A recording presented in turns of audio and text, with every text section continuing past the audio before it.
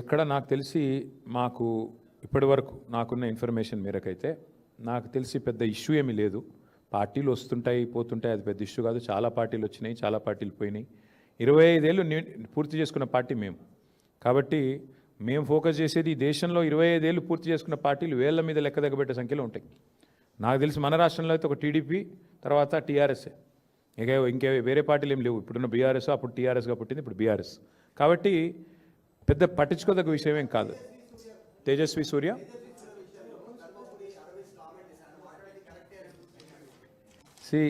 వాళ్ళ party philosophy అది కావచ్చు. నేను ఏమంటున్నా అంటే భారతీయ జనతా పార్టీ పార్లమెంట్ సభ్యులు తేజస్వి సూర్య గారు మాట్లాడితే అందరికంటే ముందు స్పందించింది మా బీఆర్ఎస్ రాజ్యసభ సభ్యులు వద్దిరాజు రవిచంద్ర గారు, దామోదరరావు గారు. వారిద్దరు కూడా వెంటనే ఖండించడమే కాదు, మరి గట్టిగా వారిని నిలదీశారు. అక్కడే పార్లమెంట్లోనే నిలదీసి అడిగారు. నాకు కూడా తేజస్వి సూర్య గారు ఫోన్ చేశారు, బ్రదర్ నేనేదో అన్నాను, తప్పుగా అర్థం చేసుకున్నారు మీ వాళ్ళంటే. లేదండి, మీరు మాట్లాడింది చాలా తప్పు, నాకు ఆయనతో గతంలో పరిచయం ఉంది. ఫోన్ చేస్తే నేను చెప్పాను, చాలా తీవ్రంగా చెప్పాను, మీరు చాలామంది హృదయాలు గాయపరిచేటట్టు మాట్లాడినారు, మీరు మాట్లాడింది చాలా తప్పు, విరమించుకోండి, ఉపసంహరించుకోండి, పద్ధతి కాదు. ఎందుకంటే మాట్లాడొచ్చు, పార్లమెంట్లో ప్రజాస్వామిక పద్ధతుల్లో మాట్లాడొచ్చు, కానీ మీరు చేసింది చాలా తప్పు, మీరు చేసిన కామెంట్ కూడా తప్పు. ఇది మీ పార్టీ అభిప్రాయమా వ్యక్తిగత అభిప్రాయమా నాకు తెలియదు, బట్ మీరు మాట్లాడింది మాత్రం అస్సలు కరెక్ట్ కాదని చెప్పి నేను కూడా గట్టిగా చెప్పాను. అల్టిమేట్గా మేము ఖండించిన తర్వాతనే ఆయన ఏదో ఎక్స్ప్లెనేషన్ ఇచ్చుకున్నారు. నా ఉద్దేశం అది కాదు, ఇది కాదు, కాంగ్రెస్ని నిలదీయడం, ఎక్స్ప్లెనేషన్ ఇచ్చుకున్నారు.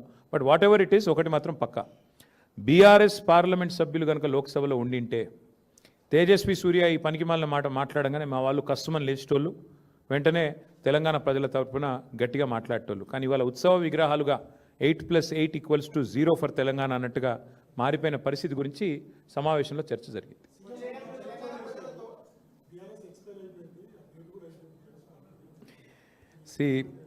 చీఫ్ మినిస్టర్ గారికి నా రిక్వెస్టు, మీరు చీఫ్ మినిస్టర్, చీప్ మాటలు మాట్లాడటం బాగుండదు.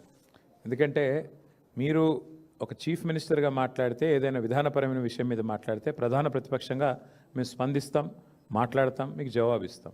మీకు విషయం మాట్లాడే తెలివి లేదు. ఎంతసేపు విషయం జిమ్మడం, పర్సనల్గా దూషణలు, పర్సనల్గా గలీజ్ మాటలు తప్ప రేవంత్ రెడ్డి గారికి ఇంకోటి రాదు. వారిని నేను అడిగేది ఏమంటే ఒకటి, ఇవాళ వాస్తవం ఏమంటే ఎక్స్పైరీ అయిపోయిందని మాట్లాడుతున్నాడు ఆయన. కాంగ్రెస్ పార్టీ చెతికిలబడి ఇప్పటికీ ఎన్నేళ్ళు అయిందండి? 12 ఏళ్ళ 13 ఏళ్ళ? అప్పటి నుంచి ఇప్పటివరకు లేవలేకపోతున్నది. ముందు వాళ్ళ స్థాయి, వాళ్ళ పరిస్థితి చూసుకోమనండి. వాళ్ళ జాతీయ పార్టీ అని చెప్పుకుంటారు, ఒక ప్రాంతీయ పార్టీ స్థాయికి పడిపోయింది. వాళ్ళ సంగతి చూసుకోమని రాదు. మా గురించి ఆయనకెందుకు? మా పార్టీ ఏందో, మా పార్టీ ప్రస్థానం ఏందో, మా పార్టీ ఏం చేసిందో, మా పార్టీ ఎట్లా ప్రజా పోరాటాలు చేసి ఓ రాష్ట్రాన్ని ఢిల్లీ మెడలు వంచి సాధించిందో, వాళ్ళ జాతీయ నాయకత్వాన్ని అడిగితే ఢిల్లీని ఎట్లా గడగడలాడించిందో వాళ్ళ జాతీయ నాయకత్వాన్ని అడిగితే వాళ్ళు చెప్తారు. ఈయనకేం తెలుసు అప్పుడు ఎక్కడున్నాడు ఈయనప్పుడు? కాబట్టి నేను అనేది ఏమంటే చీఫ్ మినిస్టర్ గారు చీప్ మాటలు మాట్లాడకపోతే మంచిది. ఇవాళ మాకు ఒక శుభదినం, మా పార్టీ 25 వసంతాలు పూర్తి చేసుకున్న సందర్భంగా నాకు ఆయన లాంటి వాళ్ళ గురించి మాట్లాడాల్సిన అవసరం కానీ అగత్యం కానీ నాకు లేదు.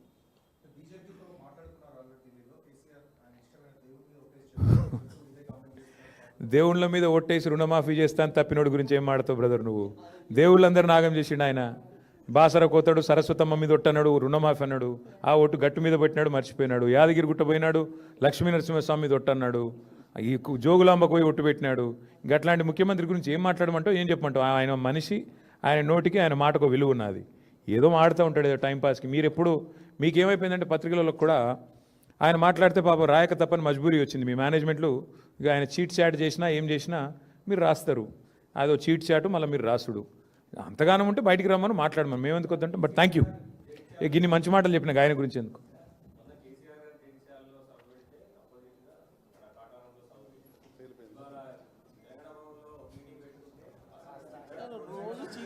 ఏం చెప్పమంటావు? ఏం లేదంటే ఆయన ఐడెంటిటీ క్రైసిస్. ఆయనను ఏమవుతుందంటే పాపం ఆయన ఎక్కడ పోయినా ఎవడు ముఖ్యమంత్రికి గుర్తుపడతలేడు. ప్రాబ్లం ఏమొస్తుందంటే ఆయనకు కేసీఆర్ ఒక్కసారి ఆయన పేరు తీసుకుంటాడేమో అని దేవులాడుతుండు. కేసీఆర్ గారేమో ఆయన పేరు తీసుకోవట్లేదు.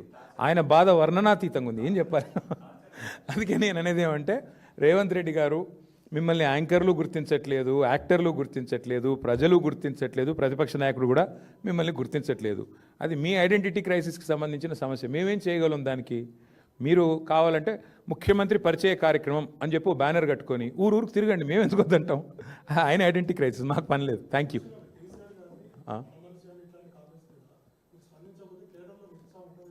బ్రదర్ ఇగో కేసీఆర్ గారి గురించి రోజుకి చాలామంది మాట్లాడుతుంటారు. అన్నిటి మీద మాట్లాడాలంటే మాకు పని చాలా ఉంది.